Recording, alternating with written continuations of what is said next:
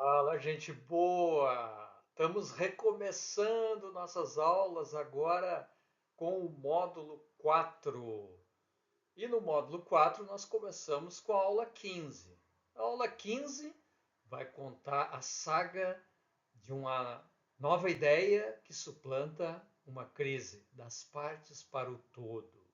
Vamos lá. Na aula anterior, nós vimos então como fim do módulo 3 a crise do atomismo em direção à nova ideia do contextualismo e o contextualismo, mais do que como uma ideia, também como um princípio. Então nós vimos como é o princípio cartesiano do atomismo e como se dá o princípio sistêmico do contextualismo. Nessa aula de hoje, nós vamos ver como ideia geral a saga das partes para o todo. Então, a segunda parte da saga do pensamento sistêmico, onde nós vemos o fundo do poço da crise das partes isoladas e o nosso direcionamento para o todo. Então, é a segunda parte da saga sistêmica, do isolacionismo das partes, para passar a enxergar o todo.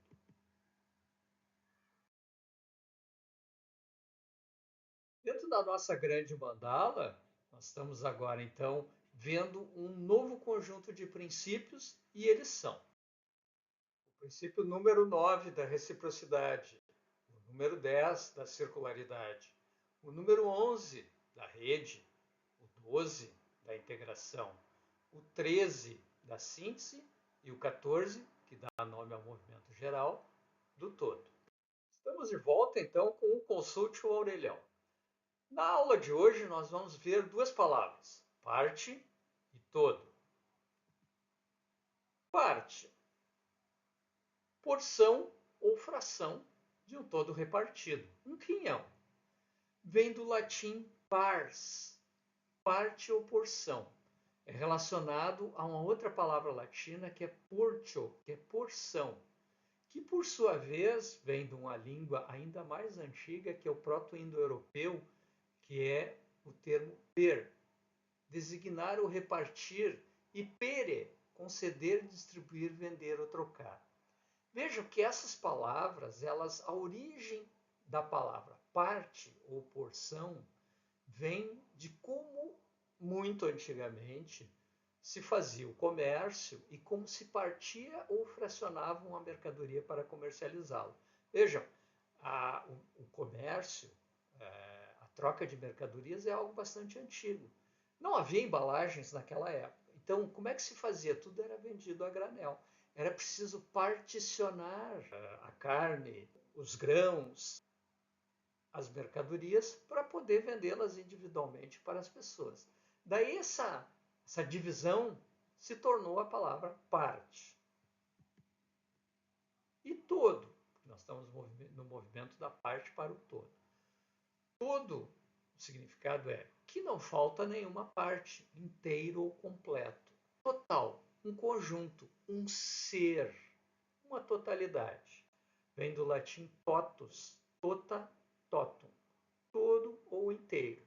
Então, uma parte é algo fracionado, o todo é algo não fracionado, que está inteiro.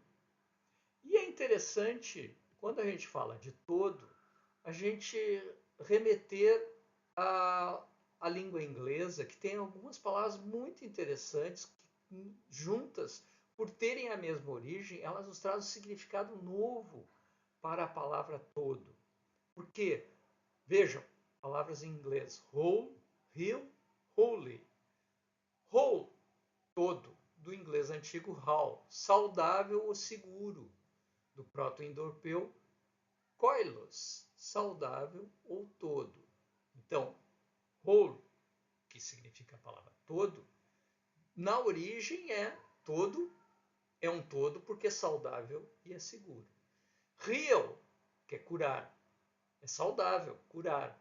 Vem do inglês antigo Highland, tornar saudável, curar, salvar ou saudar. Do proto-indo-europeu, coil, que é salvo, seguro ou ileso. Vejam, a palavra heal e a palavra whole têm a mesma origem, que é algo salvo, seguro ou ileso.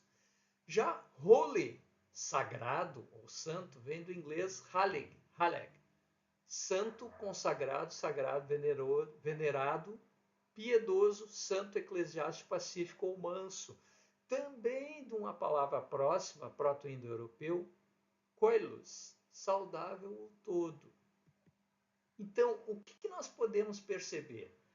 Que todo, saudável e sagrado, todos têm a mesma origem, que é essa noção de que o todo é o todo porque é sagrado, porque é são e é saudável. E o todo é inteiro. E nós vamos ver mais adiante essa palavra inteiro, que vem de integere, não, tegere, tocado, o intocado. O todo é intocado. E por ser intocado, ou seja, não partido, é saudável, é são e é sagrado. Vejam que bonita essas palavras que nos trazem essa noção do inglês. Bom, então o que ocorre? As partes isoladas é um movimento da mente cartesiana. E ela nos trouxe uma série de benefícios, mas nos trouxe também a grande crise, a crise da fragmentação. Por quê? Porque nos damos conta que a simplificação linear que é sugerida pela divisão em partes dos objetos é insuficiente para abarcar a complexidade. Havia uma série de pressupostos em dividir um todo em partes, especialmente no processo de conhecimento e de ação no mundo, e que partia dos seguintes pressupostos.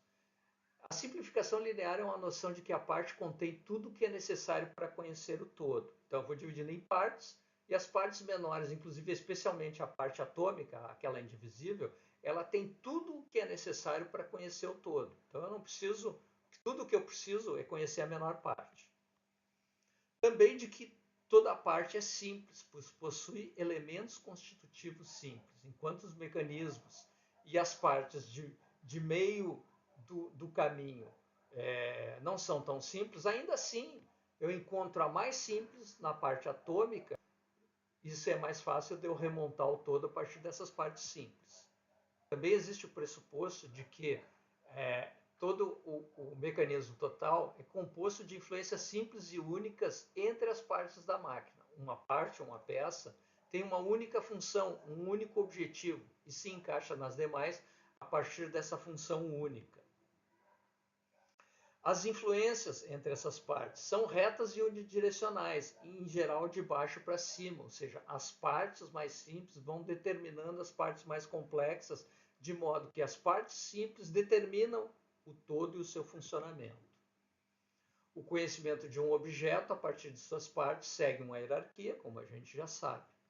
No entanto, o que ocorre? Quando reintroduzimos a parte isolada no contexto, porque todas essas noções partem do pressuposto de que eu isolo a parte e tiro coisas menos importantes, que é a relação entre essas partes, e se ela existe, ela é uma relação linear, apenas de uma função atuando causalmente sobre outra função em uma cadeia linear. No entanto, quando a gente reintroduz isso no contexto, a gente vê mais do que essa relação simples e linear. A gente vê relacionamentos mútuos vários ocorrendo, operações e funções múltiplas ocorrendo nessas diferentes partes e reciprocidades e dinâmicas mais complexas. Isso quando a gente retece a parte no contexto, quando a gente olha do ponto de vista contextual. Então, a gente precisa tomar essas partes e essa constituição do todo a partir de fato o que ele é, uma grande rede não linear de interrelacionamentos e não uma hierarquia de relações simples lineares entre as partes. Então, a resposta à crise das partes isoladas é entender a reciprocidade como algo central, porque nessas relações entre as partes não existe só uma relação linear, existem relações de feedback, relações de reciprocidade e circularidades entre essas partes. E essa reciprocidade como uma ideia geral, ela é central porque existem muitas mutualidades, circularidades, causas e efeitos distantes, efeitos globais, atrasos, efeitos de longo prazo, não linearidades, complexidades e caos nessa compreensão, nesse comportamento do todo. O que é contrário ao entendimento tradicional da preponderância da linearidade, da causa e efeito imediatos, do efeito local, do curto prazo e da simplicidade. Então a gente começa a abandonar aos poucos expressões geométricas, metafóricas e prototípicas que são do cartesianismo, que é a reta, o triângulo, o quadrado, a caixa e o cubo, e começamos a nos aproximar de uma ideia prototípica e arquetípica de expressões geométricas mais representativas do mundo ecológico, como o círculo, a espiral e o fractal. E deixamos de enxergar apenas hierarquias e árvores causais, porque essas relações simples entre objeto isolado e suas partes constituintes, que nos dão uma hierarquia apenas de relações lineares entre elas, e precisamos começar a compreender o mundo mais por uma noção não nivelada, não hierárquica, mas sim de redes, de sistemas aninhados e de holarquias. De maneira que, ao invés de fragmentar ou desintegrar, para entender o todo nessa sua complexidade, nós temos que integrar e reintegrar as coisas no seu contexto. O todo, como resposta, revela novos mundos quando desfragmentamos. Essa perspectiva do todo, ela é uma perspectiva que se revela, essa perspectiva da complexidade se revela quando desfragmentamos. E, ao invés da utopia cartesiana, da preponderância da parte, nós buscamos uma nova utopia. A utopia de encontrar as respostas a partir da visão do todo. Há um revés metodológico, porque se quebrar em partes os objetos isolados é um processo metodológico chamado de análise, e nós vamos reverter esse processo e adotar um novo processo metodológico, o processo da síntese. Como é que essa mudança de ênfase se dá em diferentes tipos de disciplinas ou diferentes tipos de áreas de conhecimento? A gente exemplifica aqui com algumas dessas disciplinas. Por exemplo, na física, a preponderância das partes, ela nos sugere que os elementos fundamentais se ligam, os elementos fundamentais da realidade física, se ligam de maneira simples entre eles para formarem estruturas mais complexas. Os elementos fundamentais, ou seja, os átomos e as partículas atômicas, por sua vez, são indivisíveis, sólidas e materiais. Já com a perspectiva do todo, a gente tem que reconceber a física a partir da seguinte ideia. As condições das partes menores da realidade são sutis, pois são feitas de energia. Essa sutileza se manifesta pelas múltiplas influências que sistemas maiores, os todos, onde a parte está aninhada, oferecem. Então, antes na física, a parte define o todo, a parte determina o todo. Na nova visão, na visão sistêmica e da nova física, tanto a parte influencia o todo, quanto o todo influencia a parte. Então não existe um unidirecionalismo para determinar a realidade. Um objeto ou parte não é um ente isolado e monolítico, mas um padrão abstrato de relacionamentos mais ou menos estável. Isso é a perspectiva do todo que nos traz a visão da física, uma nova visão da física. Já na biologia, como é que é essa passagem da parte, da preponderância das partes para a preponderância do todo? As partes de um ser vivo, sistemas, órgãos, células e genes, são determinadas de baixo para cima por relações hierárquicas, ou seja, das menores partes para as maiores partes e mecanismos. Então, a vida está codificada e o grande determinante da vida são os genes. O ser vivo é uma máquina com órgãos que possuem funções delimitadas. Já uma visão a partir do todo da biologia nos indicaria o seguinte: um ser vivo é um complexo de relações em múltiplas direções, entre sistemas alinhados uns sobre os outros, mas não a eles circunscritos. Por exemplo, manifestações complexas como emoções, que é uma parte da vida, são um complexo psico, neuro, endócrino e imunológico. Então, o que a gente quer dizer com isso? Que as emoções não podem ser entendidas a partir apenas da genética. As emoções é um complexo de relacionamentos desse todo multifacetado chamado psico, neuro, endócrino e imunologia. Ou seja, Para entender as emoções, eu tenho que entender de psique, de psicologia, de neurobiologia, de neurociência, de endocrinologia, que é onde se formam os elementos de comunicação química, que em parte geram as emoções, e do sistema imunológico. Então, não é um relacionamento de partes para todo, é uma relação de todos com todos que geram essa relação mais complexa, essa noção mais complexa, por exemplo, de emoções. Na psicologia focada em partes, tem a seguinte visão. A mente em sofrimento, ou seja, as neuroses, é derivada de disfunções neurológicas passíveis de serem curadas por instrumentos farmacológicos. A mente ocorre no cérebro e apenas no cérebro, o órgão especializado da cognição. Agora, visto de um ponto de vista mais amplo, como é que a psicologia reinterpreta essa noção? A mente ocorre no ser total. Então, assim, a mente só pode ser entendida pelo todo, e não por uma parte como só o cérebro. Os todos em que um indivíduo em sofrimento psicológico se relaciona fazem parte do complexo psicológico do indivíduo. E a eles estão ligados outros sistemas, como família, trabalho, amigos, condições culturais e socioeconômicas, todas relacionadas aos complexos psicológicos do indivíduo num todo único. A cura se dá pela reestruturação das ligações e não pela introdução de elementos químicos farmacológicos. E a administração? Bem, como é que é a gestão de organizações com ênfase em partes? Cada parte ou departamento de uma organização possui uma função especializada. Ela é medida por atender essa função. Ela não interfere nas funções de outros departamentos. A organização é estruturada hierarquicamente em camadas, com diferenciais de poder em cada camada. E a comunicação entre as partes é predominantemente vertical. Partes disfuncionais, por exemplo, pessoas, são passíveis de serem substituídas.